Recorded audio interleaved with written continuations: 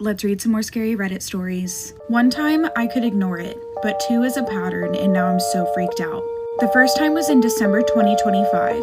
My husband went outside to smoke, and I was gathering a few items and about to head out there with him. Then I have a weird feeling, so I look up and I see my husband's face outside. I thought it was weird he moved the chair to sit in front of the door, and he had a smile on his face. At first, I thought he was smiling at our dog. Then I realized how creepy the smile was. And his stare felt crazy. I think to myself, is he okay? And I go out there, to my shock. He wasn't in front of the door where I had just saw him, but on the left side, sitting down on his phone. The second incident happened yesterday. We had just gotten home from our grocery trip. I was focused on getting out of the truck and walked over and saw my husband leaning into the truck getting the groceries. He was rummaging quite a bit and it went on a little too long, so I asked if he needs help and there was no answer. Hayden? No answer. I turned towards the truck and to my shock, no one was there. I straight up saw the shadow figure of him. And right when it had disappeared, my husband came around the corner from our house where he had just placed some of our groceries inside. I am so freaked out. The only thing I find solace in is the fact it was outside both times. I believe it can't enter our home. I hope it's just a bored spirit messing with us, but this is going to send me over the edge. Around 15 years ago, when both of my kids were toddlers, I was putting them to bed one night, and my son was adamant that he wears his favorite red race car pajamas. I happily obliged, helping him change into them, and tucked him into bed. Then I sat down at my kitchen table with a friend who had came over to chat and catch up. The way that my apartment was set up, you could see my kid's bedroom doorway from the kitchen table. My friend and I were talking for a while, but we were suddenly interrupted by the sound of my son screaming. We both turned and looked at the bedroom doorway and saw my son standing there loudly crying and shrieking and wearing his green pajamas with airplanes on them. Everything inside of me was screaming that this was wrong. The hair on the back of my neck stood on end and a cold shiver shot down my spine. My friend and I wordlessly stared at each other for a second. We both knew that my son couldn't change his pajamas by himself yet. We looked back at the doorway and my son was gone. We ran to the bedroom and found him tucked in bed, still sleeping peacefully in his red race car pajamas. My friend asked me if I saw him standing there in his green airplane pajamas, and I confirmed that I had. My friend freaked out and left. I slept on my kids' bedroom floor that night to make sure nothing happened to them. My friend and I still talk about it to this day. It's one of the craziest things that's ever happened to me. My son, of course, doesn't remember any of it, but he loves hearing the story of how his doppelganger scared the crap out of us. Let's read another scary Reddit story. Me and my daughter Olivia live in a small town in South Dakota. She goes with her father every weekend. She leaves every Friday afternoon and comes back Sunday evenings, so usually she'll be gone by the time I get home from work on Friday evenings. This particular Friday, when I pulled up to our driveway, I looked up at her window and noticed her bedroom light was still on. I figured she accidentally left it on before leaving. I walk into the house and hear movement coming from upstairs. Oh, she's still home, I whispered to myself. I went upstairs and knocked on her bedroom door and slowly opened it. Your dad isn't picking you up this weekend? I asked. No, I told him I want to stay, she said while looking down at her journal. Great, I'll make dinner for us and we can watch a movie if you'd like. There was a long pause before she said yes. I closed her door and I thought she was acting a bit standoffish. She usually has a lot to say. I texted her dad asking if maybe they had gotten into some sort of disagreement or argument that led her to not wanting to go with him this weekend. I went downstairs and started making dinner for us. As the food was cooking, I started organizing things around the house and I noticed Olivia's book bag and coat aren't hung where we usually hang our things when we get home. I thought maybe she just took her things up to her room, no biggie. I went into the living room and saw Olivia sitting on the couch facing away from me. I didn't even hear her coming down the stairs. She kind of startled me, especially because she's just sitting there, not on her phone like usual, and the TV's off. I walk over to the kitchen and check on the food. I yell out if she can please pick a movie out for us. I went out to check what movie she picked, and to my surprise, the TV is still off and she's still sitting there motionless. Olivia, you didn't hear me? I said. I grabbed the remote and picked out a movie. I chose The Conjuring. I grabbed our plates, and as I sat down on the couch, I heard a notification coming from my phone in the kitchen. I told her I'll be right back. I checked my phone and it was a text from her father.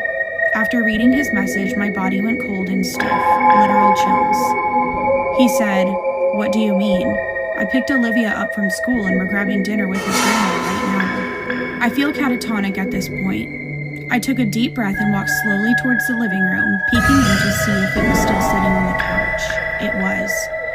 It was just sitting there very still, looking forward but away from me. I haven't even seen Olivia's face since I've been home, like the thing has purposely been avoiding eye contact. I went back into the kitchen. I didn't know what to do. I'm fucking terrified. I had to go back out there. My car keys are in the living room. I took a deep breath and got the courage to walk out confidently like everything was normal. It was gone. I don't know why I yelled out, "Olivia," my stupid, confused human instincts. I heard its voice coming from upstairs, sounding just like my Olivia. It said, "Mom, I'm upstairs. I need your help," in the most sinister voice. Hell no. I grabbed my keys and ran the fuck out of the house. I was shaking so much I couldn't even put the damn keys in the ignition. God, I wish I had to push start for this very moment. As I reversed out of my driveway, I looked up at the house, and it was at Olivia's bedroom window waving at me, faceless. I couldn't even breathe. I never drove off so fast in my life. Did this really happen? Because if it did, I would be moving countries. Let's read another scary story that was sent to us. I grew up always being able to visit my grandparents. We live in the same city, and I'd see them almost every other week.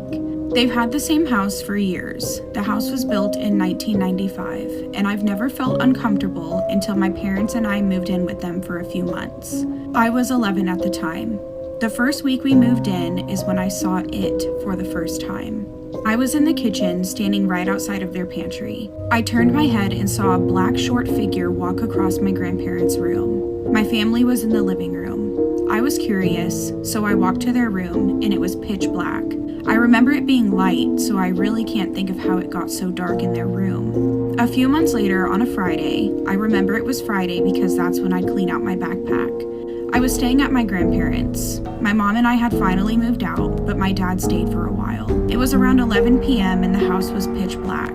I was sitting on the staircase, iPad in hand, and my backpack right next to me. And in the darkness, I could hear the heavy footsteps. I looked up and I saw a dark figure walking past the stairs and into my grandparents' room. That's kind of when I knew it was time for bed. I didn't see it as often after that, only once, when I saw it peeking over the second floor railing, but that's it. Until last week and today. My dad moved to another town, but when he came to visit, we stayed at my grandparents' house. My dad always begged me to sleep in the middle bedroom, the creepiest one. Twin beds, a crib with creepy old stuffed animals in it, and has always given me a really bad vibe. Of course, I said no. So in the morning, I woke up. My dad and my grandma went downstairs at the same time. I saw them. About 30 minutes later, I was just lying in bed, not ready to get up, when I saw my grandma walk past my room. She was downstairs. She never goes upstairs unless it's time to go to bed, so there was no reason for her to come back up. I freaked out and ran downstairs. I've always felt nervous leaving the room I'd sleep in at their house. I always felt like there was someone right behind me. I don't know if it's just my imagination, but I will always believe there is something in that house. I'm not frightened by it, but today I saw it at my mom's house. I knew it was the same figure, and I think it followed me. I was in the kitchen today, and in my pantry it was standing there. I only saw it for a split second, but I knew what it was. And my cats had been acting weird before that, staring at my mom's door frame way too often. The more I think about it, the more freaked out I get. That story was sent by Poppy. That is such a cute name. But that is really scary. And the fact that they are seeing it in their mom's house now. But I will say, it hasn't done anything bad. So hopefully it stays that way. Maybe it's a nice spirit just looking after Poppy. What do you think? Let's read another scary Reddit story. My name is Michael, and I'm a 14-year-old boy who lives with my aunt in the countryside. Now out here, we have no neighbors. The closest place to my house is about 8 miles away. I always loved living out here because I've always liked the seclusion, and the road we live by is always dead at night, which makes for good sleep. Now my aunt is always working the night shift, so this means I would be home alone pretty much every night. Long story short, I came home from school on a relatively crappy day, thunderstorms and rain all day and all night, and spent my day playing video games and Snapchatting my friends. At about 9 o'clock, my aunt came upstairs and told me she was heading off to her job. I was always fine with this because I liked being home alone. I had full range of the house and could play loud music all I wanted. Who wouldn't love it? At about 11 o'clock, I had started feeling tired and laid down to watch some YouTube and go to sleep. And soon enough, I did. I woke up at some odd hour of the night to somebody knocking on the door. I sat up and muttered, "What the hell?" I thought my aunt had got home from the night shift and reluctantly went to go answer the door, and out of habit, I checked the window beside the door to make sure it was her, but there was nobody there. I thought to myself, probably some stupid kids knocking on my door and running away, and I dismissed it at that and went back to my room. I checked my phone to realize it was 3 a.m., and the thought of teenagers ding-dong ditching my home was suddenly out of the question given that it was a Wednesday and I basically lived in the middle of nowhere. Just as I was thinking, I heard a bang coming from the basement. I jumped and tried to make up an excuse, like a noise of the thunderstorm, to calm me down. We always kept our basement door locked anyway, out of my aunt's paranoia and fear of someone breaking in. That's when I heard footsteps slowly creaking up the old wooden stairs in my basement. Frozen with fear, I grabbed my phone and called 911. The operator told me to go to an upstairs room in the house and grab a weapon to defend myself. But there was no way I was going to grab a knife from the kitchen, especially when I heard the door being slammed and quickly realized that someone was trying to bust it down. I jumped from my bed and closed my door quietly and hid in my closet like the 911 operator had told me to do. This was easily the scariest moment of my life, but suddenly, the banging stopped. But what comes next will haunt me for my whole life.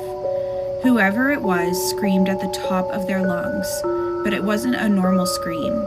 It was an insane and disgruntled scream. And then I heard the basement door collapse. Now he was full out screaming as he sprinted up the stairs. He went through all the rooms down the upstairs hallway, still screaming, until he reached mine. My door, unfortunately, didn't have a lock on it, and when I heard him open my door, I was paralyzed with fear. I could see him through the shades of my closet. He was still screaming, looking all over my room, even under my bed. But then after trying to hold my breath for too long, I let out a puff of air. He perked up, looked straight at my closet, and slowly started walking towards it, no longer screaming. I couldn't even breathe at the moment, especially when he just stopped right in front of the closet door. I could see him through the closet, and he had the biggest smile I had ever seen. As soon as he slowly reached for the closet doorknob, there was a loud bang at the door and somebody yelling, "Police!" The man quickly ran and tried to run out my window but failed. As soon as I saw the police tackle him, I instantly ran out of the closet and outside.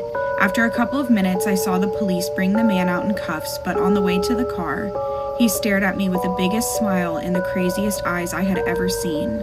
Watching him ride away with the police was the greatest moment of my life. But what still haunts me today is the face he made as he was standing in front of my closet door, ready to do something horrible.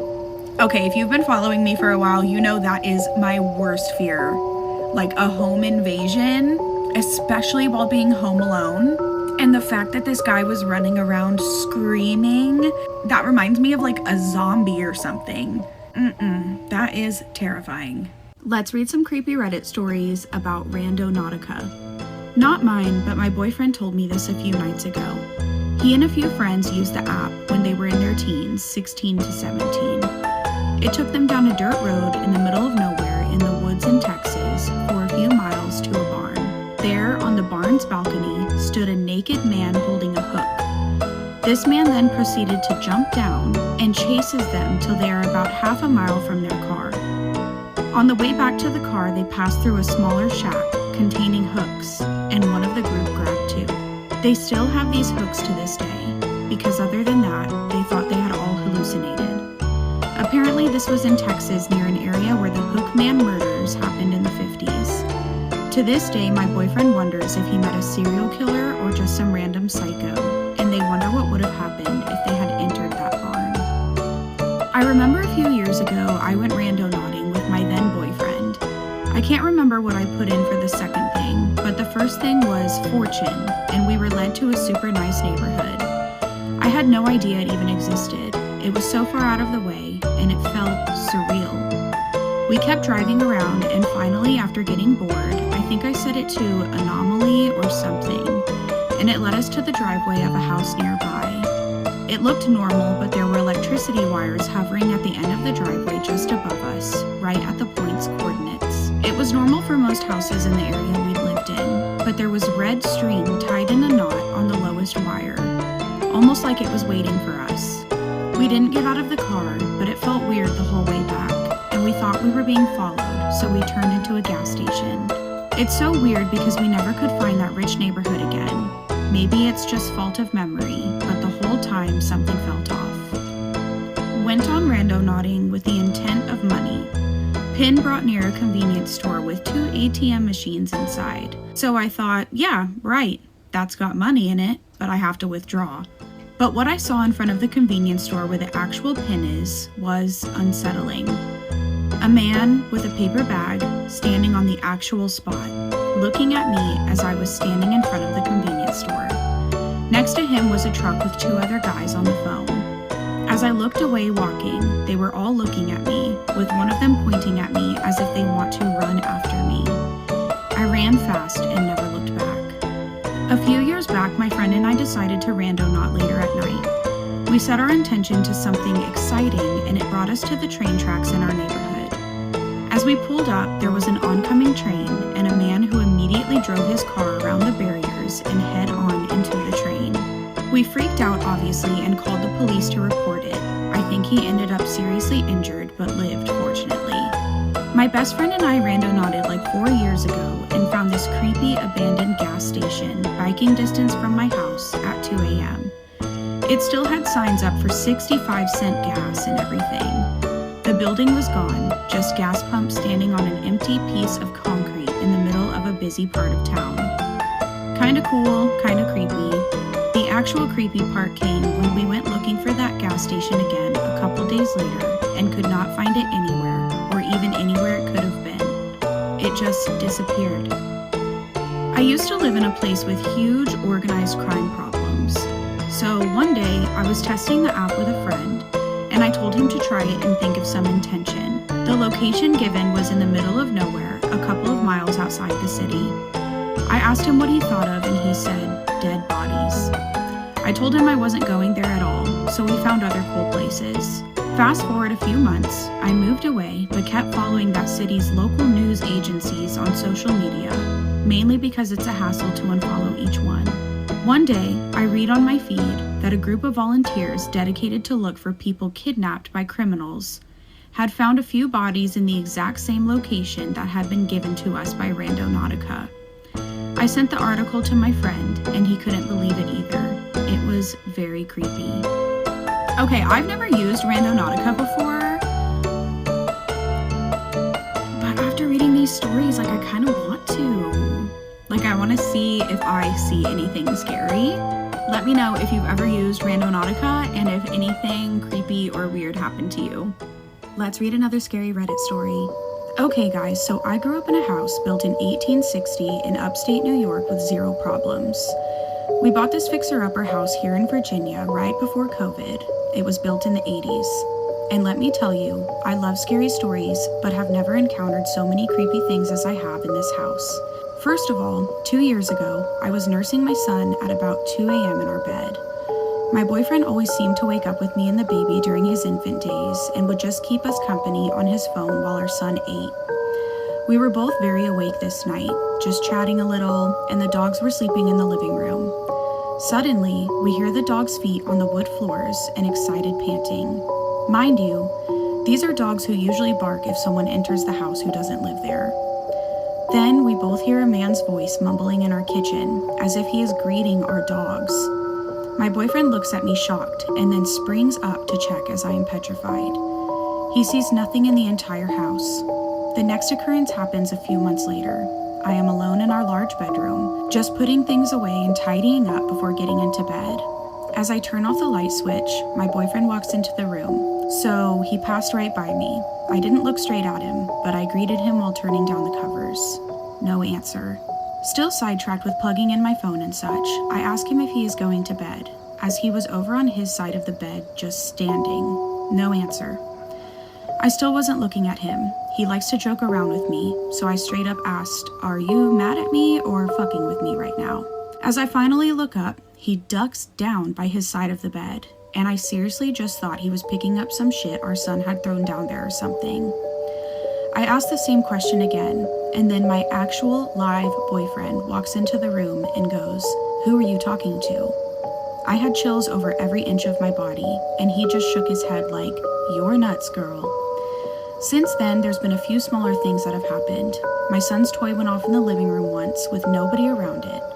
And one morning my boyfriend came home from night shift and our laundry basket was in the middle of the kitchen. He thought I had moved it there before bed, but I assured him I had no reason to. The reason I'm writing this now is I was just cooking in the kitchen and heard whistling behind me. And earlier today, I heard a human adult cough upstairs. I am freaked out, especially with my boyfriend working nights. Any feedback? This is one of the stories that's going to be on my next podcast episode, which comes out on Sunday. So make sure you're following my podcast so you can listen to the rest of the stories, because this is a good episode. Let's read another creepy Reddit story. I grew up in Missouri, the kind of place where nothing ever really happens. Moberly was just another dot on the map. Brick buildings, railroad tracks, cornfields stretching out until the sky swallowed them. I'd lived there for my whole life, gone to the same high school my parents did, driven the same back road since I was 14. That's probably why it took me so long to realize something was wrong. It started during my junior year, late fall, when the sun went down too early and the air smelled like dead leaves and cold metal. I walked home most days instead of taking the bus. It cut through a shortcut behind an old abandoned building near the tracks. Everyone called it the feed mill, even though it hadn't been used in decades. One afternoon, I heard footsteps behind me. I slowed down. They slowed down too. I told myself it was just someone messing around. Kids from school like to scare each other back there. But the steps didn't sound right. They were uneven. Like whoever was walking didn't know how long their stride was supposed to be. Sometimes I'd hear dragging, sometimes a sharp tap, like bone on concrete. I turned around. No one was there.